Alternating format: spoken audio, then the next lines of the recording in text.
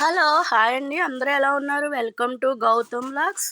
ఈరోజు మంచి వాక్యం అయితే గనక, మంచి మనిషి భరించే కష్టాన్ని ఎవరూ చూడకపోయినా భగవంతుడు ఖచ్చితంగా చూస్తాడు.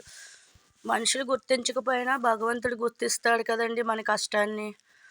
ఇంకా ఈరోజైతే గనక హనుమాన్ జయంతి కదండీ!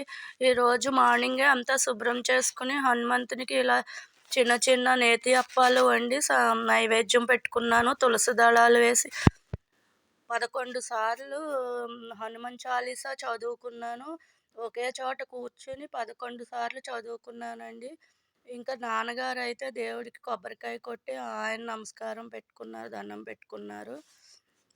ఇంకా ఇదేనండి పూజ అయితేను. ఇంకా ఈరోజు టిఫిన్ అయితే ఉప్మా, ఎర్రనూక ఉప్మా అండి. ఉప్మా గౌతమ్‌కి తినిపిస్తున్నాను.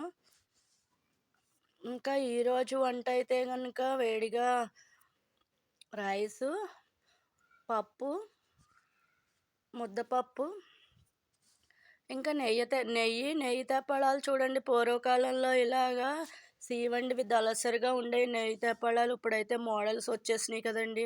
ఇదైతే కొబ్బరికాయ, మామిడికాయ పచ్చడి, ఇదైతే బెండకాయ వేపుడు. ఇవాళ చిన్న తమ్ముడు, మేనగోడళ్ళు వస్తున్నారండి. చిన్న తమ్ముడు పిల్లలు, ఇద్దరు మేనగోడళ్ళ కోసమని ఇవాళ భోజనం వండాము. శనివారం కదండీ! వెజ్జే వండాము. ఇంకా రసము, ముద్దపప్పు, ఆవకాయతో భోజనం బావుంటుంది కదండీ! ఇంకా వాళ్ళ కోసం మళ్ళీ సరిపోదని వేరే రైస్ కుక్కర్ పెట్టాము.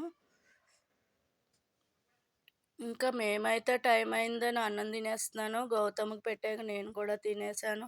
పొగ వస్తుంది ఏంటి అని బయట చూసేసరికి చిన్న అరటి తోటని ఇలా అంటించేశారు. చిన్న చిన్న మొక్కలొస్తున్నాయి కదండీ! అవి అలా మంటలో కలిసిపోతుంటే చాలా జాలేసిందండి. పొగొస్తుంది. చిన్నప్పుడు గౌతమ్ ఫోటోలైతే చూడండి భలే బావున్నాయి. వాళ్ళ నాన్న ఈరోజు వాడికేమి ఊసిపోక చిన్నప్పుడు ఫోటోలైతే ఇలా పంపించాడు చూసుకోమని. ఇంకా మా అమ్మాయి మ్యారేజ్ డే కదా! అందు గురించి కేక్ తీసుకొచ్చింది. ఇద్దరు ఆశీర్వదించమని అల్లుడు, కూతురు వచ్చారు. మాకైతే కేక్ ఇచ్చేసి వెళ్ళిపోయారు. ఇదేనండి ఇవాళ వ్లాగ్ అయితేను. బాయ్ అండి. ఉంటాను.